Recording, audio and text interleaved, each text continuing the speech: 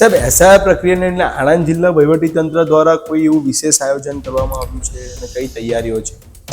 અત્યારે દરેક વિધાનસભા, આપણા આણંદ જિલ્લામાં 7 વિધાનસભા વિસ્તાર છે. 7 વિધાનસભા વિસ્તારોના અલગ અલગ એક હેલ્પલાઇન નંબર વિધાનસભા દીઠ પણ મૂકવામાં આવ્યું છે. આ હેલ્પલાઇન નોટ જસ્ટ વોટર માટે પણ છે અને બીએલઓઝ માટે પણ છે, કેમ કે અત્યારે જે બીએલઓ એસઆઈઆરની કામગીરી કરી રહ્યા છે એમના માટે પણ ખૂબ પડકારજનક કામગીરી છે. આપણા આણંદની વાત કરીએ તો આટલા 1 મહિનામાં 18,12,000 ફોર્મનો ડિસ્ટ્રીબ્યુશન કરીને કલેક્ટ કરવાનું છે. ખૂબ મુશ્કેલ, ખૂબ ડિફિકલ્ટ, ચેલેન્જિંગ ટાસ્ક છે, પરંતુ બધા બીએલઓએ બહુ સરસ રીતે કામગીરી કરી રહ્યા છે.